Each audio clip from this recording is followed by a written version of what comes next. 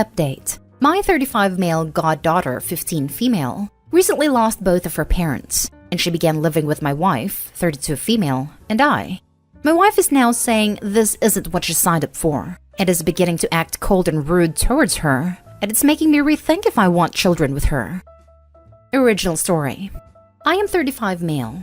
My goddaughter Elizabeth, 15 female, is the daughter of my late best friend and his wife, who both died in a car accident earlier this year. Elizabeth was also involved in the accident and miraculously survived. Elizabeth doesn't have any other family. Her mother and father were both only children, except for an extremely elderly grandmother who lives in a nursing home. My wife and I talked about it at length and decided to take Elizabeth in. My wife never lived with anyone other than her parents and significant others. We live in a large house, and Elizabeth has her own room and bathroom. But my wife has begun getting angry at Elizabeth for doing small things. For example, eating a Pop-Tart that was supposed to be hers. It wasn't the last in the box. My wife never said to anyone not to eat them, and my wife wasn't even the one who bought them. We went camping over the weekend and brought 2 tents, a larger one for Elizabeth and my wife and a smaller one for me. In the middle of the night, Elizabeth came over to my tent in tears. Apparently, she had had a bad dream and woken up loudly. Instead of asking her if she was alright or if she needed anything, she groaned loudly and said, "You were freaking kidding me. This is ridiculous now." I confronted my wife about it the next day, and she said that she was fed up with living with Elizabeth, and that this isn't what she signed up for. Elizabeth isn't a bad kid. She doesn't cause any trouble. She contributes to the house. She takes care of herself for the most part. She cooks dinner sometimes, she has a part-time job, and she cleans up after herself. She goes to her therapist 3 times a week with no complaints and is doing everything that is asked of her. I don't understand what she's doing that my wife is so fed up with. Elizabeth wasn't feeling well, so we cut the camping trip early. And when we returned home, my wife went out with her friends for the day. The next morning, I left for a business trip, and Elizabeth went to her cheer camp for 2 weeks. So I still need to speak to my wife about what happened and the general way she has been treating Elizabeth. Not just the outright things, the passive-aggressive things too. Like rolling her eyes or sighing when Elizabeth begins talking. But at this point, I'm not sure if I want kids with her anymore. We were trying, and then stopped because neither one of us wanted to have a baby in a pandemic. And then my best friend passed. I don't know if I'm wrong in judging how she would be as a mother to how she's treating Elizabeth. I just don't see how she can be so rude towards someone who has been through so much so recently. I don't know how to bring up that I don't want kids with her anymore, or just not bring it up until she starts talking about trying again. Now for the top advice before reading the update. Man, I'd be reconsidering the marriage, not just if you want kids with this lady. You and she talked about this. This girl is probably still getting over the trauma of losing both parents. And your wife goes, "I didn't sign up for this," and starts treating her badly? You need to bring it up like now. And wifey needs to be set straight that's just wrong. My son's friend was being mistreated by his mother and stepdad at home. He had a different dad than the other kids, a dad who was in prison for life, and the other kids were treated well. 3 days before his 18th birthday, in December, his parents threw him out. From then until high school graduation, he lived with us. The first thing he did was to go into the bathroom and cleaned every square centimeter of it. I asked him why he did that, and he said he really appreciated being allowed to stay with us. I told him, "I don't expect you to clean unless I ask you to do it. I'd like you to help with chores, but no more than my son does. You can relax and enjoy yourself otherwise." He later told me that his mom and stepdad made him clean the house whenever he was home. As in, if they found anything wrong anywhere in the house at any time, he had to deal with it, including toilets overflowing and plumbing incidents, while the parents and his siblings played games and watched TV. He's a great kid. Joined the Marines out of high school, finished his time there, and is now a married father of 2 and a homeowner. He said living with us showed him a different way of life than he knew growing up, and he wanted to parent his kids as we parented ours. We just wanted to give the poor kid the freedom and support to be a kid while he was 1, and to give him a little TLC. He was emotionally defeated. And then the family moved away, and didn't tell him or provide a forwarding address or anything. He sobbed in my arms, certain he would never see them again. Now ask yourself, Opie, what kind of home do you want? One that treats your best friend's orphan child in need with expressed contempt as an unwelcome intrusion in your lifestyle, Or one that treats your best friend's orphan child as a vulnerable young human who deserves a little loving compassion and kindness, and is happy to do so. I would also suggest you consider how she might respond to a situation in which you were the vulnerable one whose needs disrupt her lifestyle. What happens if you develop a serious illness? Did you know that sometimes when people get sick, their partners abandon them? Like, even if they are given a terminal diagnosis in their most dire time of need. And you know what they say? I didn't sign up for this. Just consider what kind of life you want, for you and Elizabeth, and if your wife is interested in being part of it. It sounds like that's a no, but you know her. What do you think? While your wife didn't sign up for this, human compassion dictates not berating a grieving child for eating a pastry innocently. She wouldn't be that rude to a stranger, so why is she acting this way? Your wife needs therapy, and you need to protect your goddaughter raise-up. Feeling worthless and unwanted is usually damaging, especially after the recent loss of her parents. Please have the direct conversation right now, and have your wife move out if she needs space to consider this. Has your wife ever shown signs of acting this way with anyone? It would be usually surprising to wake up one day with a dismissive and angry spouse if this is unexpected behavior. But the wife and Opie did have a long conversation and she agreed to it. So she in fact did sign up for this. Opie says she never lived with anyone but parents and partners. Maybe she's just used to getting her way, not having to accommodate another person, let alone a teen, let alone a grieving teen. Maybe she and Opie didn't know that she doesn't have that kind of capacity for empathy. Great reminder, the wife signed up for this. It's fine for her to struggle, but she has made a commitment to this child. Your wife's behavior is disgusting. Self-centered, unsupportive, neglectful, which is horrible, and just downright unloving. 10 out of 10 would not want kids with her, and would start paying attention to possibly narcissistic tendencies. I know this is harsh, but wow, I'd be infuriated in your position. I am incredibly angry. It's been something that I've been keeping an eye on for a while. Like I've said, there are a lot of small things she does that I'm not sure if Elizabeth notices or not, but this weekend she was just out of line. And now for the update. Hello everyone. Thanks for all the comments, support, and advice in my previous post. I had a lot of people messaging me asking for an update once I spoke to my wife, which I did once I got home this morning. I began by bringing up that I've been getting concerned about her behavior towards Elizabeth. She flat out denied behaving any sort of way towards her. She says she treats Elizabeth fine, that the incident that happened over the camping trip was blown way out of proportion by Elizabeth. I brought up how she often rolls her eyes or just walks out of the room, or goes on her phone in the middle of Elizabeth talking to us. She said that Elizabeth doesn't notice those things, and it's not like she's saying anything important anyway. I asked my wife what she meant when she said she hadn't signed up for this, and what she was fed up with. She said that she didn't realize all of the time and attention Elizabeth would take up. I asked her what she meant by that, since Elizabeth is largely self-sufficient, and having her live with us hasn't really affected either one of our personal or work schedules. We still go on date nights 2 nights a week. If I can't drive Elizabeth anywhere, she finds a friend's parent to do it. We still get personal alone time together at home. She wasn't giving me any actual answers, just getting defensive and saying teenagers are annoying. So I finally just flat out asked her what I could do to remedy the situation. And after a lot of beating around the bush, my wife finally said she didn't want to live with Elizabeth anymore. This floored me, and I asked her what her ideal situation would be. And she replied that we should ask around and see if any of her friends' parents want to take her until she turns 18. I don't know in what world she thought this would happen, but I told her absolutely not. After my wife and I mutually agreed to take Elizabeth in, I made her a promise that this would be her new home, that we could never replace her family, but we would do our best to make her feel safe and secure and happy, at a time where she was sure that she would never feel safe or secure or happy again. I am absolutely not going to uproot her from the place she's now begun to call home, to pawn her off to whoever would agree to take her. I have never seen my wife be cruel or heartless, but I suppose I've never really seen her be tested. I think she doesn't like that she can't control Elizabeth, whereas in the past, she's always lived with people she could control. My wife got incredibly angry over the fact that I wouldn't even entertain finding a new home for Elizabeth, as though she was some sort of misbehaving pet. She said I was choosing Elizabeth over her own comfort. I finally told her if she didn't want to live with Elizabeth anymore, that was fine. But since Elizabeth wasn't going to leave the house, she could. She stormed out. I assume she's going to stay with her parents. I don't know what's going to happen in the upcoming weeks and months in regards to our marriage, but I think we both need to reassess if our morals and values are still in line with each other's. Elizabeth doesn't come home until next week, so I'll figure out what I'm going to tell her before then. I don't want her to think this is her fault. Thanks again, everyone. I hope I included everything.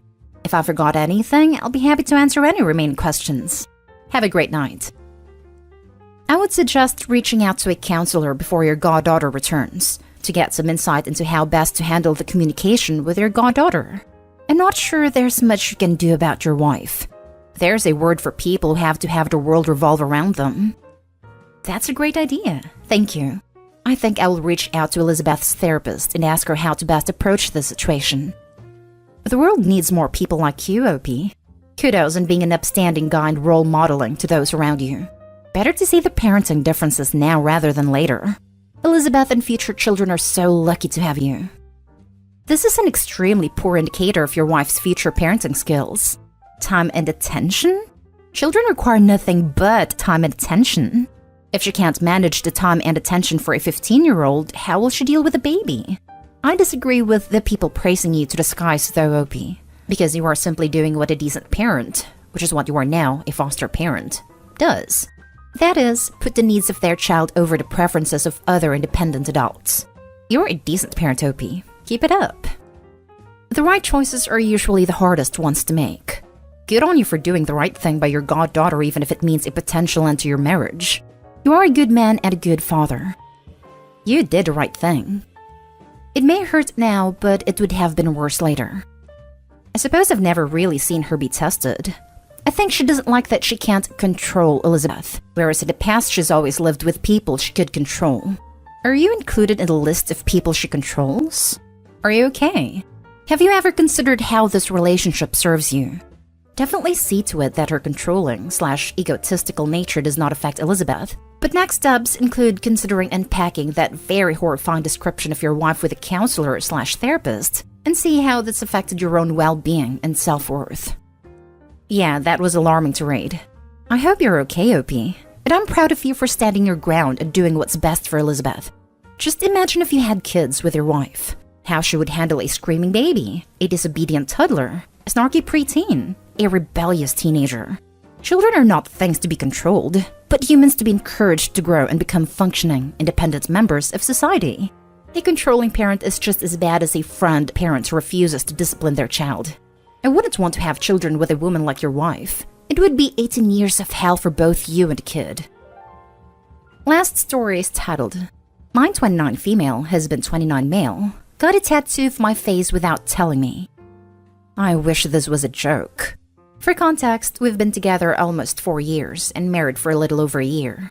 I'm currently out of the country visiting a close friend when he sent me a video of him and our cat where he suddenly kept showing me something on his thigh. I asked what it was, and we video chatted so he could reveal it. It was a tattoo of my face. He had asked me last week what my favorite picture of myself was, so I sent one to him.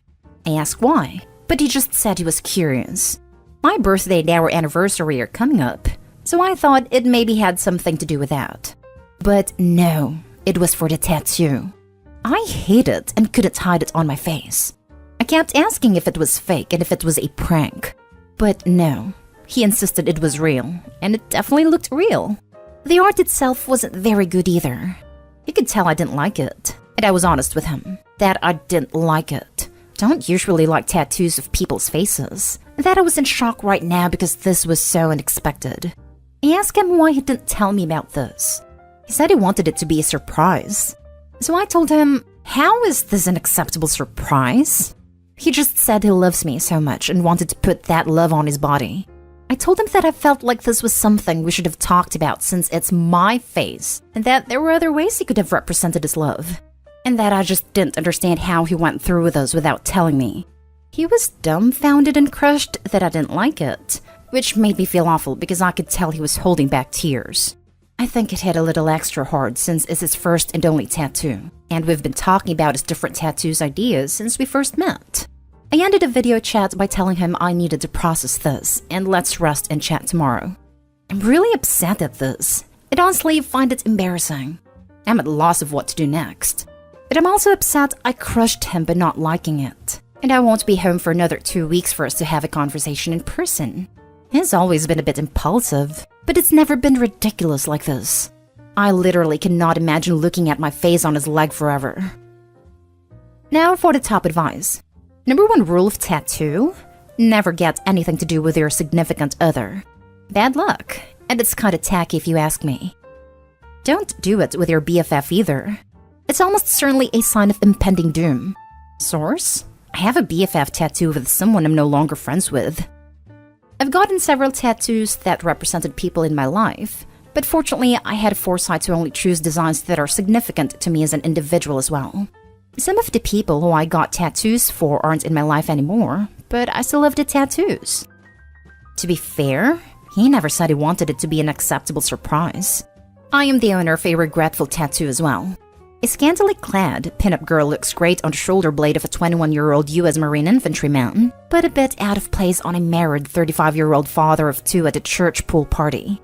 I am in the middle of getting mine removed completely. It's a little painful, but it hurts the wallet more. I would suggest having a conversation about getting it lightened to a point that it could be covered up. Work with a tattoo artist to design a cover-up together that represents your relationship. It will need to heal completely before the laser treatments can start, and it will take multiple treatments. r/tattoo removal is a great resource for learning about the removal process. I like tattoos, but I've never seen one of a person's face that didn't remind me of Chucky or his bride. Unfortunately, his tattoo is there to stay, so I don't know how you fix this. There are literally 5,382 shows on TV right now called some variation of fixing tattoo disasters. Tattoos can be removed or covered up.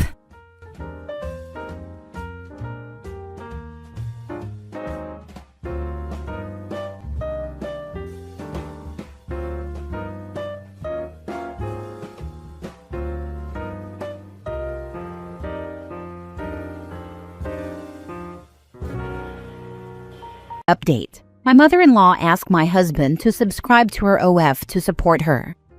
Original post. My mother-in-law, 40 female, has always been very open about sex. When I first met my husband, she managed an adult toy store. About a year ago, she started working towards a degree on sexual health and wellness. She nude models for a local artist. And around a month ago, she started an OF account. Sex and an openness about it has always been an extraordinarily normal thing for her. I have absolutely nothing against her working in that industry. However, I've had some slight concerns about it before. Not specifically her working in the industry or her openness in general, more so how open she is, especially with her own kids. For example, my husband and I started dating in high school when she was managing the store. When she would come home from work, she would stop into my husband's, boyfriend at the time, room and hand us sample sizes of different lubes and sensation creams, saying, "I thought you guys might want to try some of these." It always made us both pretty uncomfortable, and it was extremely awkward to have my boyfriend's mom hand me things to try with her son. But nonetheless, the most conversation that my husband and I ever had about it back then was about how awkward it was. Awkward and uncomfortable enough that we never actually used these things. They just piled up on his shelf by his bed. Another time while we were dating, fresh out of high school, we were hanging out with his sisters. His mom was still working at the toy shop.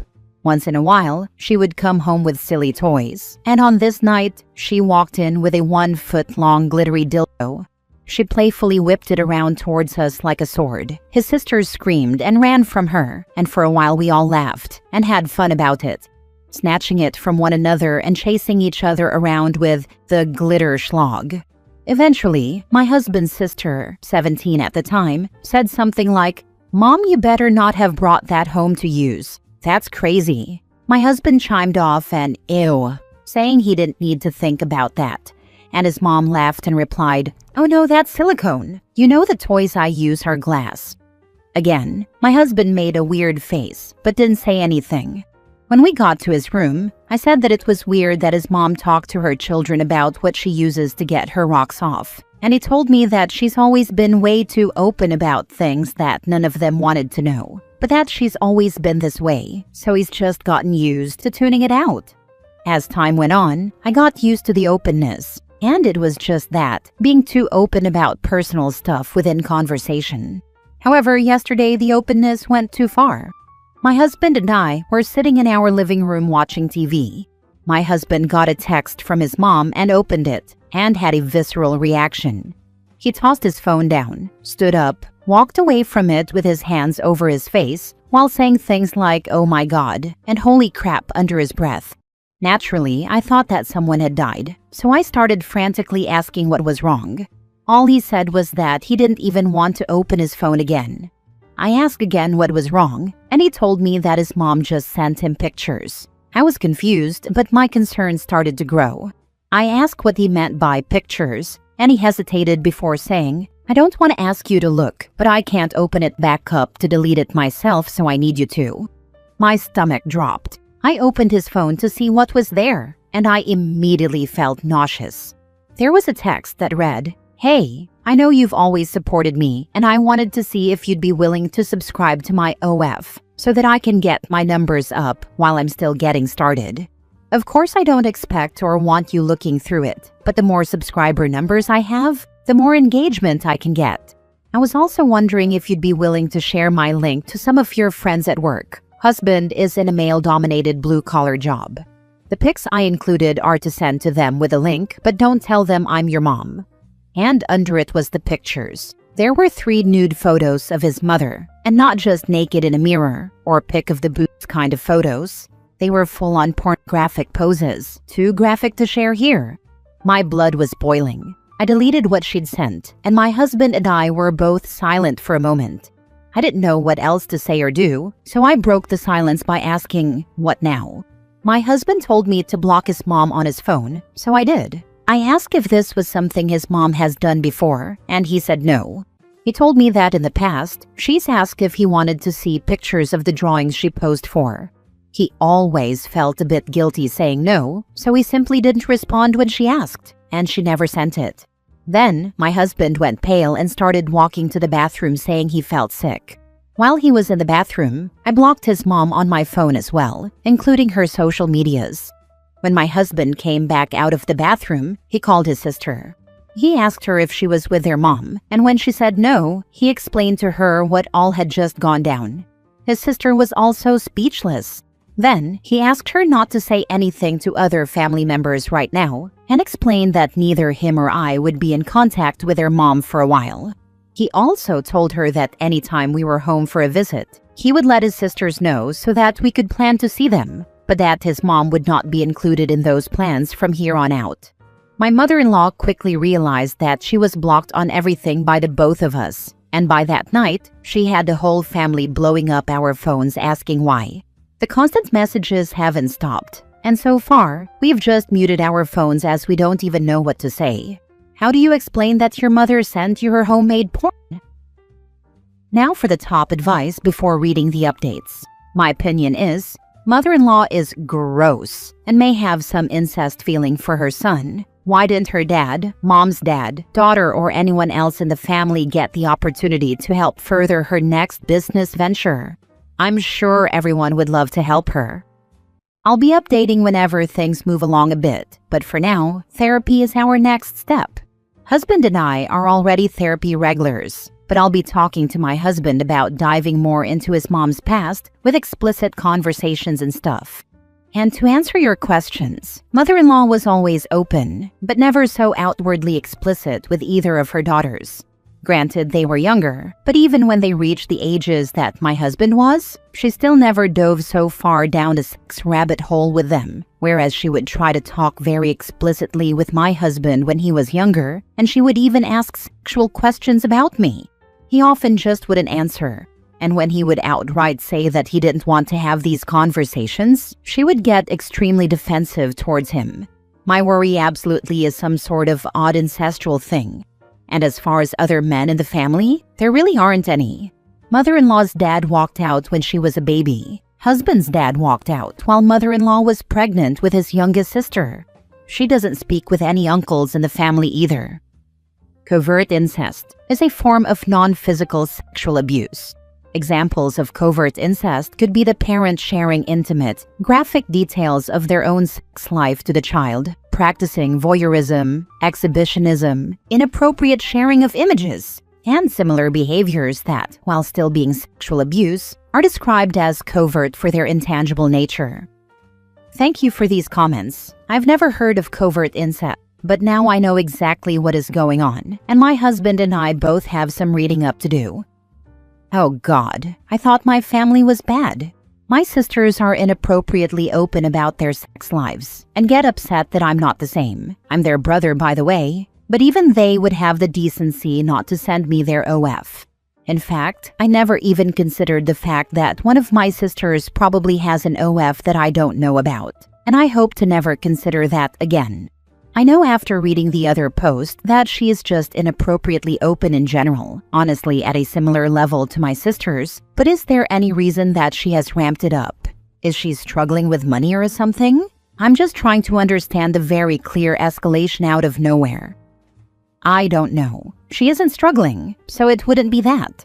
I know she's always wanted to do sensual modeling, so maybe it's excitement? I truly do not understand her thinking. Now for the first update. Many ask for an update, so here is a small one for now. When my husband got home from work today, he did have me recover the messages for evidence should it be needed. I screenshotted the message with timestamps and each of the photos. In the photos, I scribbled over her not-so-private areas as well. After that, I sent the images to my phone and once again deleted the messages from his phone, both in his mother's texts and mine, per husband's request. This was something that several people suggested in the comments of my previous post, and believe me, we were on the same page before I even read them. My husband and I are also regulars in therapy, both individual and couples counseling. When we got married, we agreed that doing counseling from the get-go was a good idea. Not because we have problems in our marriage, but it gives us the tools to confront issues in the future and keeps us on the same page 100% of the time. That being said, I asked my husband if he'd ever mentioned his mother's sexualness in his own therapy, and he said no. Since it is how she's always been raised, he saw it as mostly normal. I suggested that this should most definitely be brought up at his next session, and he agreed. I also asked if there was anything that has happened that was a bit overboard in the past. Outside of conversation, he said that his mothers would often come home from work with new lingerie, and she would put it on and wear it around the house for the rest of the night as if they were regular clothes. When she would do this, he would either stay in his room or go to a friend's house because it made him uncomfortable. Several people asked why there hasn't been a conversation about her talking about uncomfortable topics. There has been. When my husband and I were dating, both of us minors, she would talk to my husband about our sex life explicitly. Some of the questions she's asked him are if he likes girls who are clean-shaven, if him and I were using lube, if I preferred ribbed rubbers, if we had tried certain positions, even which form of stimulation I preferred. When she would ask these things, my husband simply wouldn't answer with more than "I don't know," but eventually he did tell her to stop.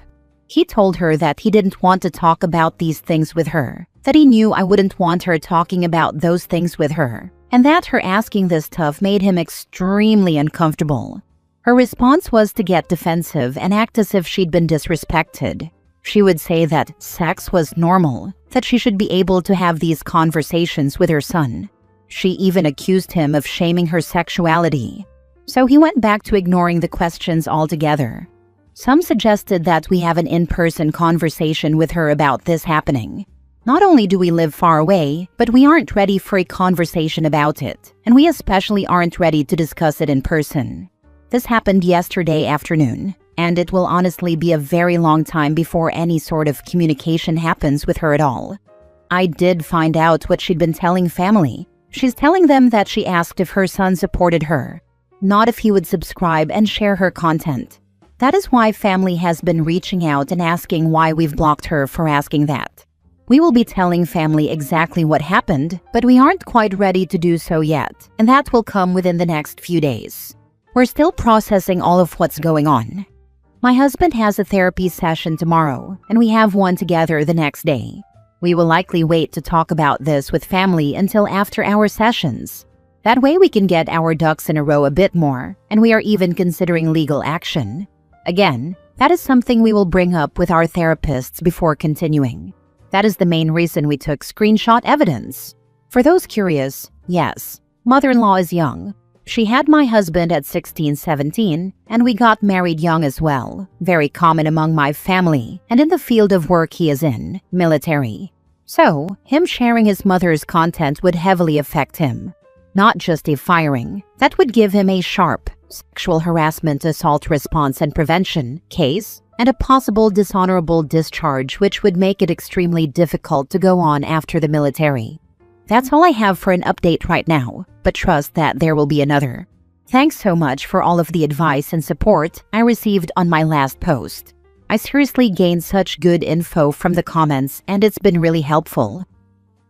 This is so, I have no words for it. Up? What she did was sexual harassment. Sending pornographic content without consent. Not to mention the whole childhood.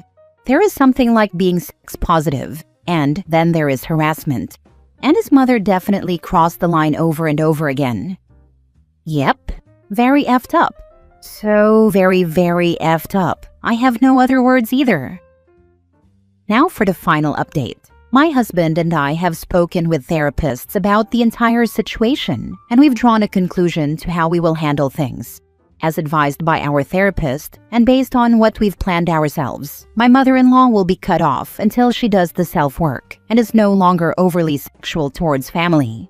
That being said, my husband and I are prepared for her to be cut off permanently. She will likely not attend therapy herself, as she sees it as unimportant. I'm not sure if her opinion comes from her visiting a therapist previously, but she does believe that therapists just tell you everything wrong with yourself and why you need to change. They don't actually try to help your mental health, just make it worse. I'm sure everyone can imagine what has caused her to draw those conclusions. As of now, husband and I will not be pushing legal action. We've decided that for us, at this time, we would prefer to lay down the law in what we feel comfortable with. If that is respected, that is great, and nothing more will come of it on our end. If that isn't respected, and there are more attempts to reach us such as creating accounts, etc., we will most likely seek out a restraining order. As I mentioned in a previous update, I have saved the screenshots from the original issue, so we will have that to present if needed. On to family. As a reminder, husband's side of the family was blowing up our phones asking why we would block mother-in-law. What mother-in-law told them was that we blocked her after she simply asked for our support in the things she's doing. What they didn't know was that she sent photos of herself. We told them, didn't send the photos of course, but did describe them. Things were understood quickly and nothing more was said. I don't know if family has taken it upon themselves to confront mother-in-law about this. If they have, great, she needs it. If they haven't, oh well. Now, from my own perspective, I was raised in a family where everything was very taboo. Sex, sexuality, our bodies, even our periods were difficult to talk about.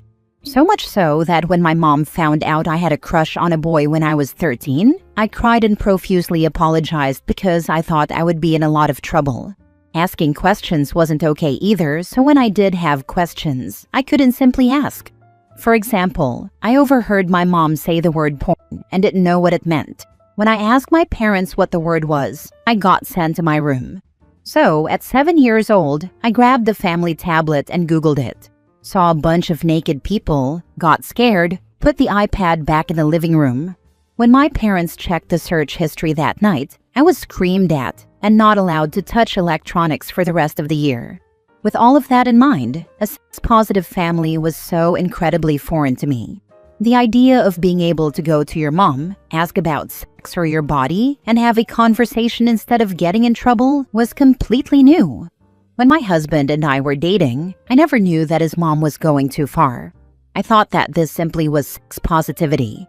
Of course, I had intuition that things went too far at times, like when I questioned the toy conversation, but when the response to my questions were, "She's just really open," I chalked it up to that and didn't really question it anymore.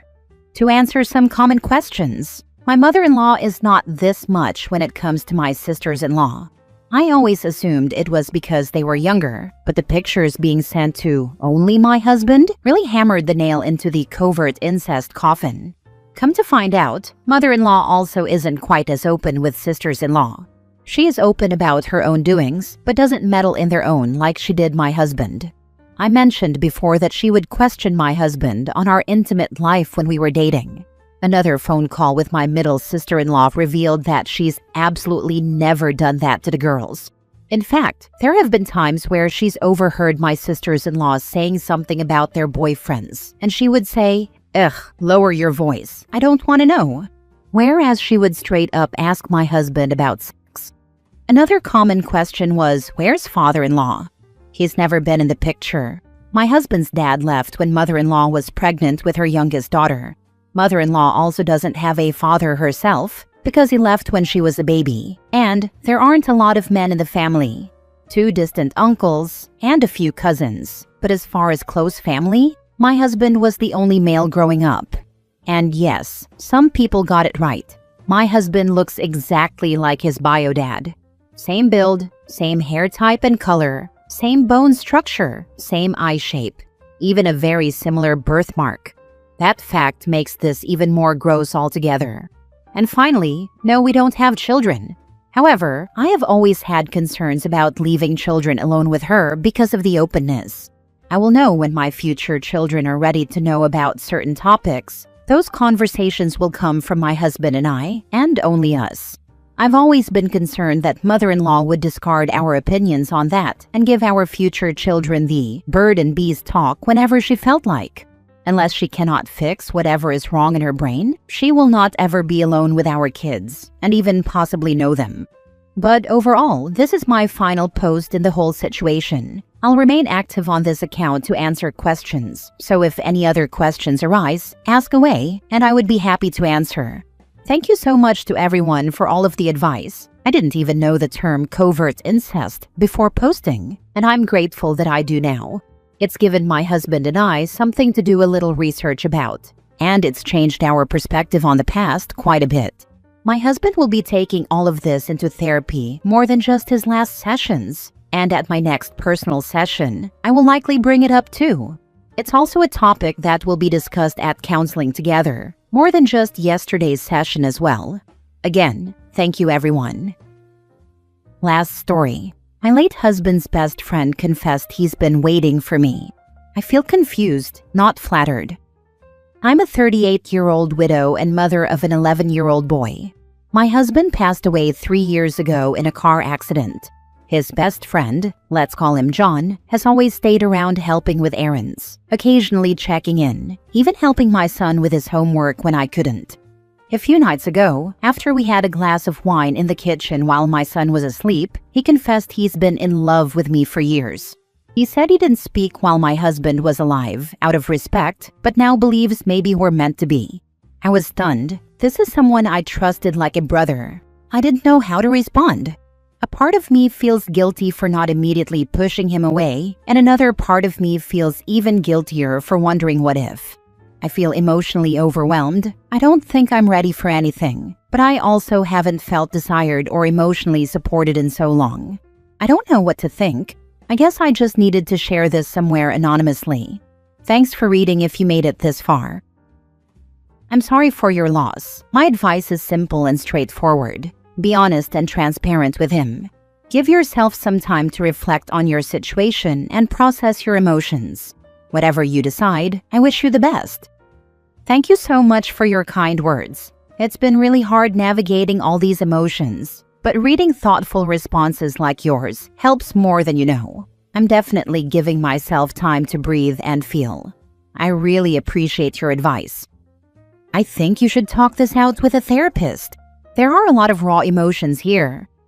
You're right. I've actually thought about it more than once, but I guess part of me keeps pushing it aside, trying to stay strong on my own. But nights like this remind me that some wounds don't just heal with time. Thank you for the reminder. Maybe it's time I stop pretending I'm okay all the time.